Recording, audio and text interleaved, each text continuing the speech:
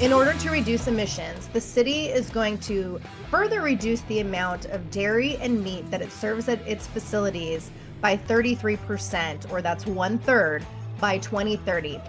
One facility with just 30 electric trucks would require more electric than the entire city. I'm Stephanie Keith.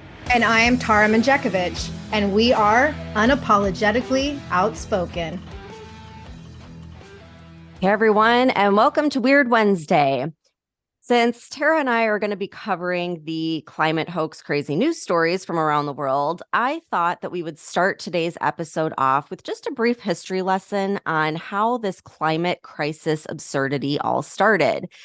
So back in 1958, the New York Times published an article talking about the polar ice caps being thinner and how they would melt and we'd be able to sail over the North Pole.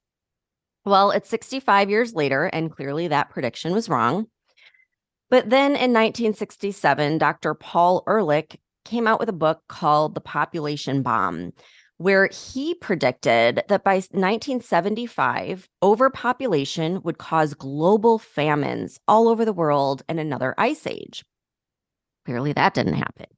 Then in 1970, the Boston Globe reported that scientists predict there will be another ice age by the 21st century.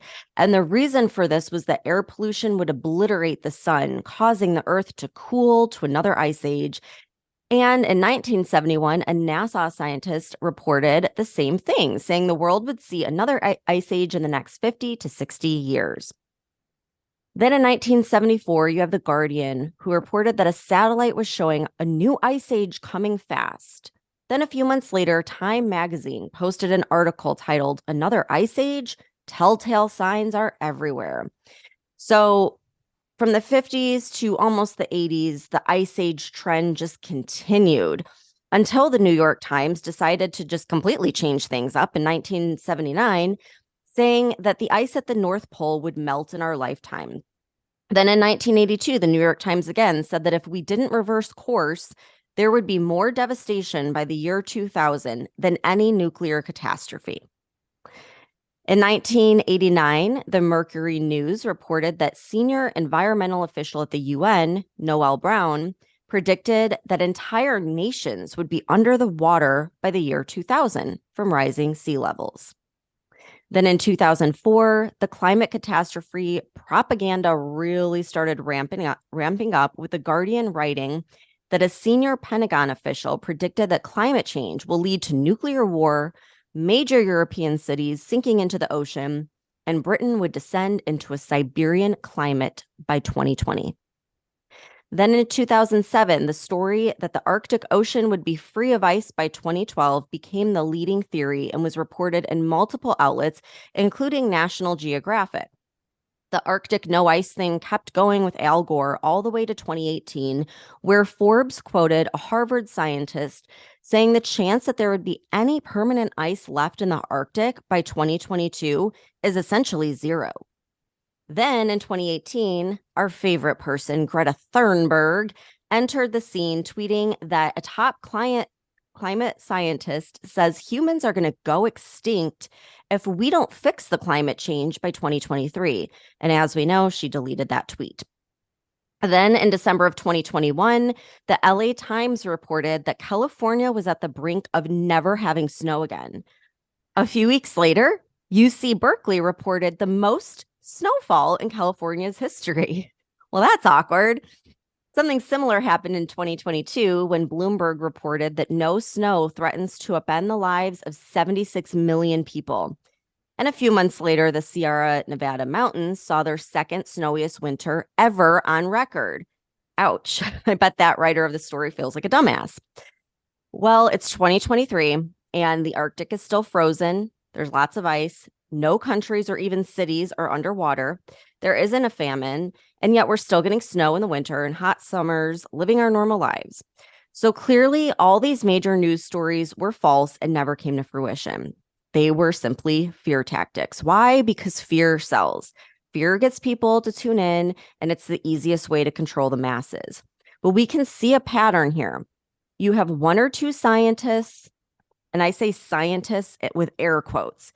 These are essentially professors at Ivy League schools that simply have a theory with no evidence to back it up. And you have a couple news organizations like the New York Times that run with it. And all of a sudden, it becomes the talking point of every media outlet and politician. And it all started with some comment that some professor made. So my question to everyone listening is that if every single climate change prediction to date has been proven false, why the hell are we continuing to listen to this nonsense? We need to be independent thinkers and use common sense. Should we care for our environment and recycle and look for innovative ways to improve? Yes. But are all of these current green policies that they're pushing doing that? And all I ask is for you to look at the actual evidence and form your own opinion. So to that point, Tara, why don't you tell us about the most recent climate nonsense going on? Stephanie, there is so much of it. But before I get into that, I do want to comment on one thing you said when you were talking about the Pentagon official that predicted climate change would lead to nuclear war. That's one prediction that may actually come true, but not climate change itself, more or less the way these countries are dealing with this, quote, climate crisis. Yep. So speaking of which, during a Senate Armed Services Committee hearing last Wednesday, Department of Energy Secretary Jennifer Granholm announced that she is doubling down on supporting Biden's efforts to require the U.S. military to implement an all-electric vehicle fleet by 2030. So I did some research about this executive order that Biden apparently signed a couple of weeks ago called Revitalizing Our Nation's Commitment to Environmental Justice for All. And apparently, this new order is dedicated to the pursuit of environmental justice as a duty of all of the executive branches of the government.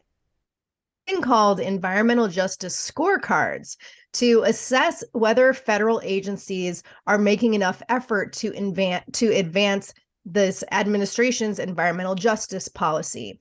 There's an entire website that's dedicated to this. And Stephanie, I'm going to read like 3 short paragraphs from this website, and I want you to tell me how many times the term, quote, environmental justice comes up. So this is what it says, quote, welcome to the Biden-Harris administration's Environmental Justice Scorecard. On this website, you will find information about what federal agencies are doing to advance environmental justice in communities across America. President Biden has prioritized environmental justice by launching a whole of government effort to confront long-standing environmental injustices and inequities. The Environmental Justice Scorecard is a signature component of this commitment. It is the first ever government-wide assessment of what the federal government is doing to advance environmental justice. The Environmental Justice Scorecard was created at the direction of President Biden to assess the federal government's progress on advancing environmental justice, to provide transparency for the public, and to increase accountability for federal agencies. Okay, that sounds like KJP wrote it, because Yes! it must have said it at least like 8 times, maybe more. That was going to be my question. I was going to say, Stephanie, who does this sound like? Yep. So anyway, if you go on this website, you can look up any government agency, Department of Defense, Department of Energy, Department of Education, Health and Human Services, Homeland Security, the DOJ, the EPA, Department of Transportation, all of them. And you can see that they all have these scorecards. And the entire website is dedicated not to things like what our Department of Defense is doing to protect the country, not what our Department of Education is doing to actually teach our children.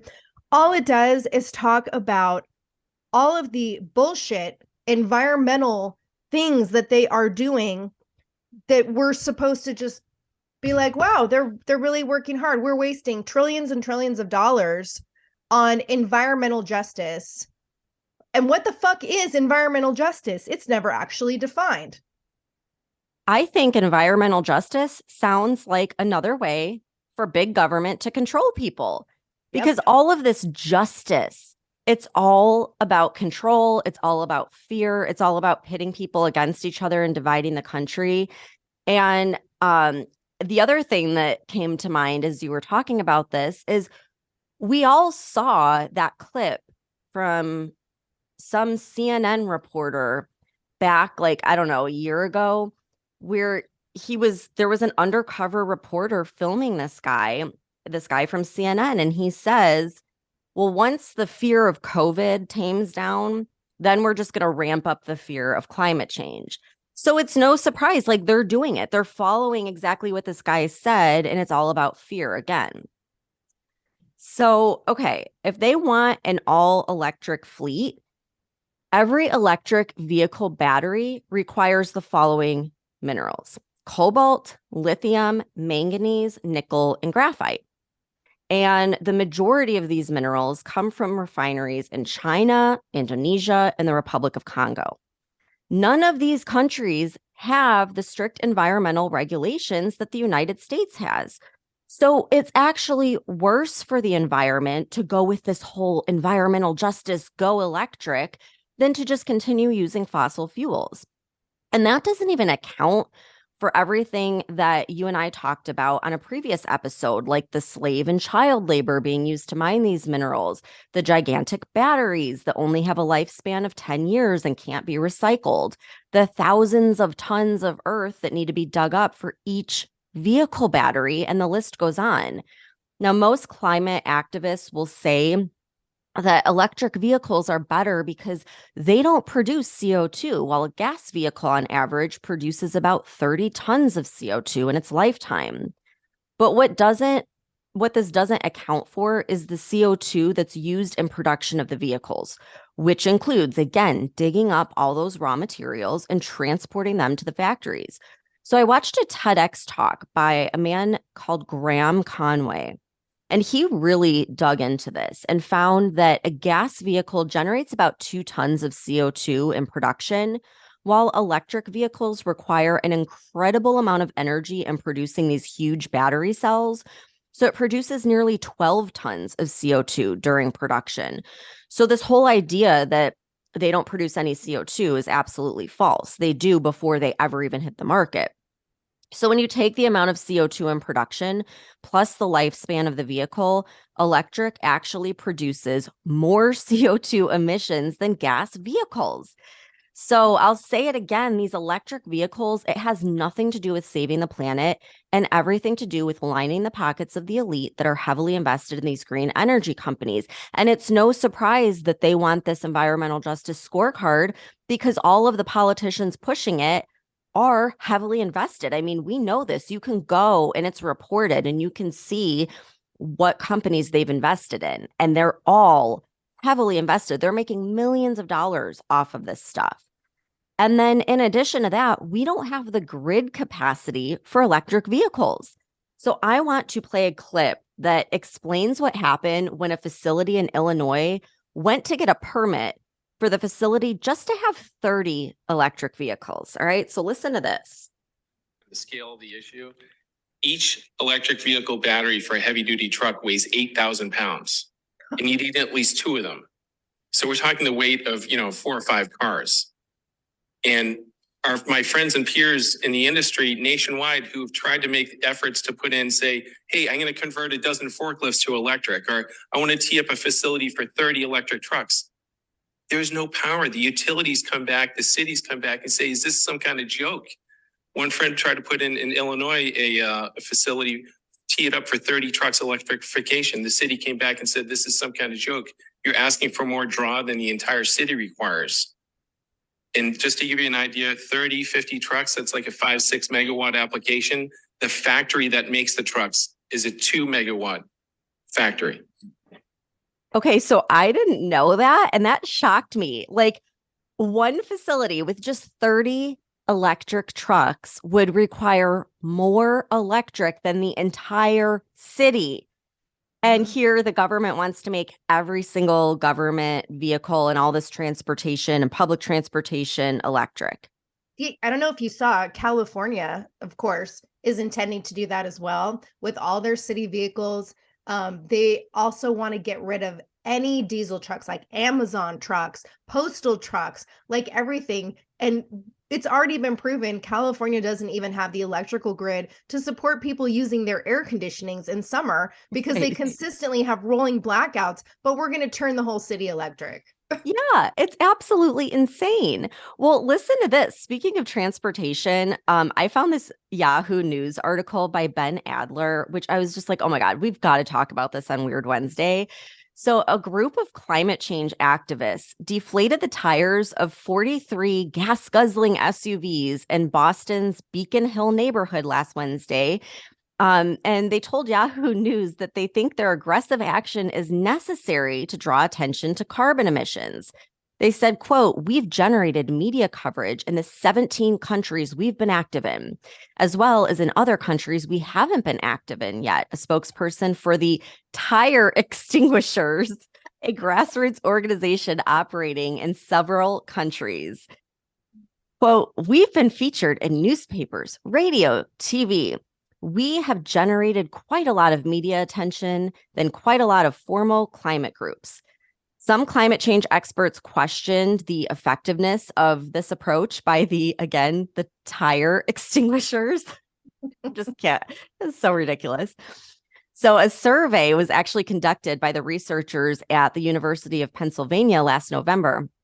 And they found that disruptive protests for climate action tend to make the public less supportive of the cause. Shocking. So, yeah, like following up on similar incidents that happened with these activists in Europe, where they defaced the plastic cases of famous paintings in museums and blocked roads to stop traffic, the survey asked more than 1,000 Americans what they thought of those tactics. And the result was that 46% said that activism reduced their support for measures to address climate change, while only 13% reported increased support and 40% said it had no effect on their views. So just like most other activist groups, they're actually hurting their cause more than helping it. So way to go, tire extinguishers. You did horrible.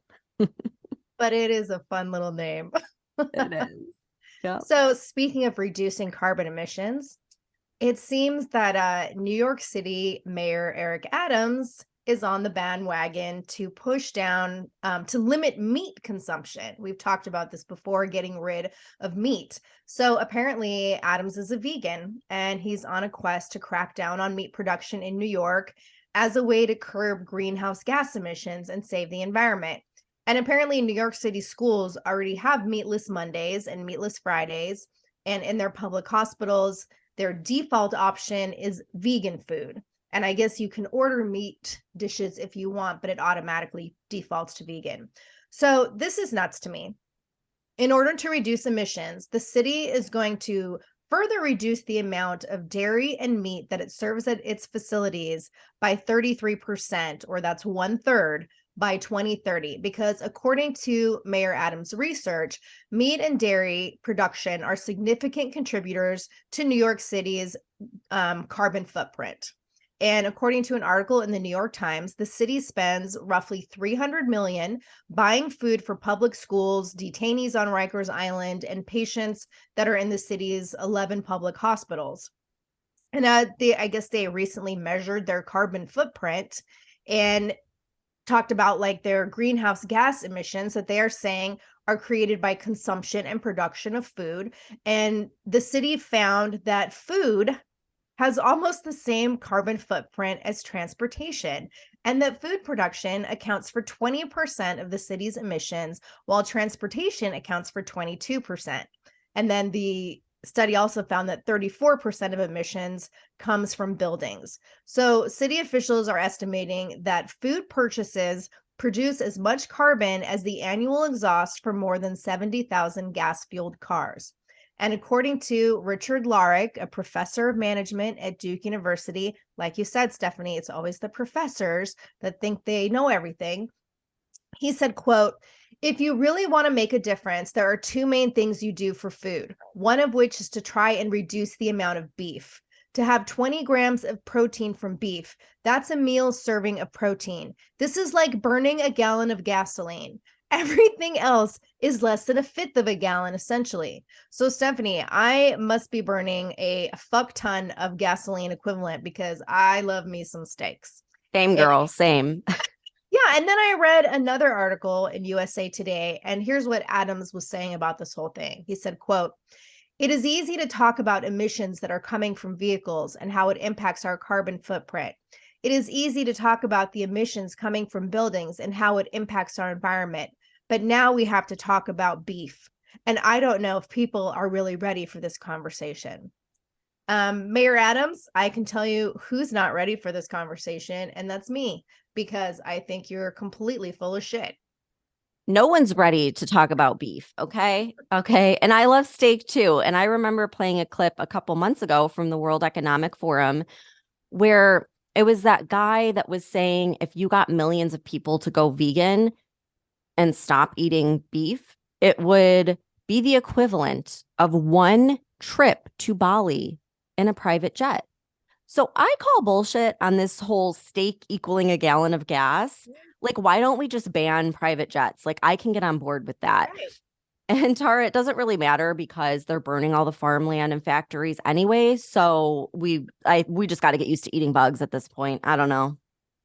Yeah, and speaking of some crazy nonsense, so there was a newly released report from the Public Health Agency of Canada. And you know how we talk about white supremacy is often to blame for climate change. Well, that's exactly the theme that Canada's going with, except they're also adding capitalism to the mix. So they are saying that these issues must be addressed immediately. Apparently, there were interviews with 30, quote, academic experts, and there was a report commissioned by Canada's Chief Public Health Officer, Theresa Tam, and their intention was to analyze the impact of climate change on the health and well-being of Canadians.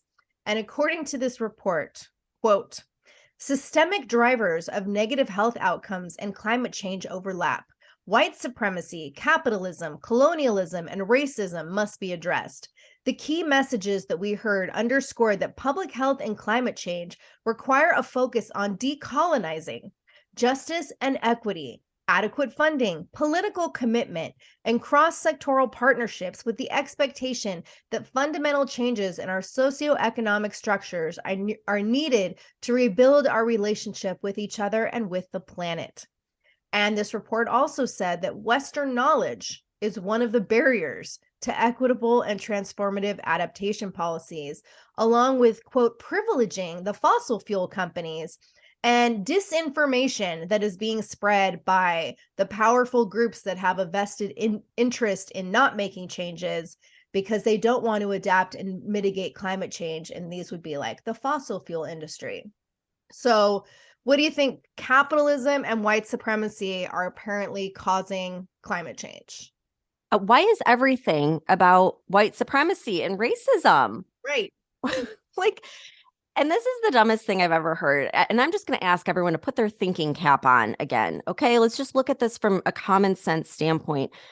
Fossil fuels have helped the poorest parts of the world live higher quality lives and like literally save them. And by the way, these are Black and brown people, okay, like countries in Africa and South America that fossil fuels have provided clean water, plumbing, electricity.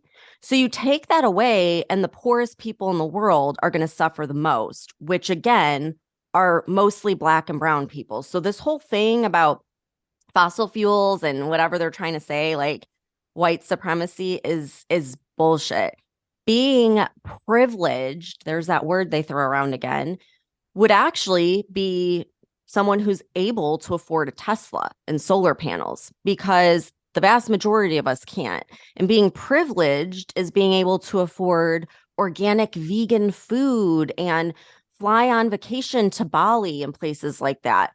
But for the vast majority of the world, these things are out of reach. And so we depend on cheap fossil fuels. And without them, our quality of life plummets. And obviously, Tara, like as we talk about all the time, I think that's part of their agenda, because then the government can come in and save everyone when we can't afford energy or vehicles or food for that matter. Yeah, absolutely. And you just mentioned flying on vacation. Well, Stephanie, according to NBC News, turbulence on airplane flights and onboard injuries are increasing because of climate change and carbon emissions. So, according to atmospheric science professor Paul Williams, the amount of wind shear in the jet stream is now 15% stronger than it was in the 1970s, and turbulence is expected to become 2 to 3 times worse in the years to come, tripling between 2050 and 2080 because of the warmer air. But it seems like we're not really going to have to worry about that because as limiting air travel seems to be one of the essential elements of combating climate change. And at least that's happening in Europe right now. And I'm sure it's coming here to America. Wait, But limiting for the elites or just limiting for people that fly, and coach? oh yeah, we don't limit for the elites. You know that Yeah, already. private jets still get to. Okay, Climate just change, making sure. yeah, climate change doesn't affect the elites. But according to a recent article in Natural News, and I thought this was crazy. In order for the UK to meet, they have, I guess, a 2050 net zero emissions carbon climate goal. And so scientists and professors from the University of Oxford, the Imperial College of London, the University of Cambridge, the University of Nottingham, and the University of Bath are all warning that the UK must shut down all airports, end all new construction, and prohibit all residents from eating beef and lamb. And specifically, this article states that between now and 2029, quote, every last airport in the UK, including Heathrow in London and the 2 major airports in Glasgow and Belfast, will need to close its doors, meaning no more air travel. All of this is necessary in order for the UK to obey the dictates of the Climate Change Act, which prohibits all activities that create any kind of emissions. Just to be sure that humans are no longer allowed to do anything except die after the year 2050, the Oxford and ICL scientists also want UK legislators to prohibit new construction, including housing and industrial facilities. And so that was the quote. And from what I read in this article, the UK is apparently legally bound by this net zero emissions policy of the Climate Change Act, which means that recommendations made will need to be implemented so that the country doesn't breach these climate guidelines. And the article is predicting that there's a very strong possibility that this 2050 goal is going to be sped up by 15 years to meet a different deadline that they have for 2035, because this agenda was apparently like enshrined into law back in April 2021. And then the report further states, quote, in addition to reducing our energy demand, delivering net zero emissions with today's technologies requires phasing out flying, shipping, lamb and beef, blast furnace cement. Isn't UK like an island? And they're not going to be able to fly? Like, are they going to be stuck there? Does everyone have to get a boat? That's why they're already building their 15-minute cities. Oh my gosh, this is actually quite frightening. Like, it's funny, Right. but like it's frightening at the same time. And Tara, we've got to do a Weird Wednesday episode on chemtrails because we're talking about all this flying. And I used to think chemtrails, like, oh my gosh, these people are like such conspiracy theorists. Okay, I've been diving into them, and there's actually a government website that goes on and shows the permits, the patents, the projects that they're doing all over the United States, including Texas and Florida. And I mean, I look at the sky every day and it's just like hilarious because you can see what's happening. And I've been like researching the science behind it. It's fucking crazy. But it just, again, it's like more proof that they don't give a shit about the environment, CO2 emissions. It's all a way to control us. So I'm begging everyone that's listening to just think for yourself. Like, quit taking everything for face value that these politicians and these news media outlets are saying, because back to what I said in the intro, it's coming from some rogue professor that makes some comment and they take that as gold and run with it. But when you actually get the majority of scientists on board and like listen to what they're saying, and they're out there, like you can find this, they're saying it's all bullshit. So we've got to start thinking for ourselves. This is all about control. And if you want to still be able to have easy access to food and electricity and travel, we've got to start speaking up now because it's happening very, very quickly. So I hope this inspires everyone to think about that. And again, this is one of the things that I really would like to see with our Patreon page is for us to start building this community and talking to one another about like, what can we do to make a difference and how can we make our voices heard? And just, speak up for our freedoms because it's really scary, but at the same time, it's like I do feel like there's power in numbers. And I really would just like to see more people speaking up, taking a stand, and not letting this bullshit keep happening for much longer. Yeah. And if you want to go to Europe, you better go before. Better go now. Oh my gosh. Okay. Well, that was quite a weird Wednesday. And what's sad is by next Wednesday, we'll probably have 10 more stories to report for you guys. So thanks for tuning in, and we'll see you back here for Freedom Friday. If you enjoyed this episode, share it with a friend, and don't forget to subscribe to the podcast so you get our latest episodes every Monday, Wednesday, and Friday. And if you could, please rate and review the show. We are going to be reading every single review, and I would love it if you hopped over to Instagram at Unapologetically Outspoken and say hi. We want to see who's out there and start a conversation, plus get all of the topics that you want us to talk about next. Thank you so much for tuning in, and we'll see you next time.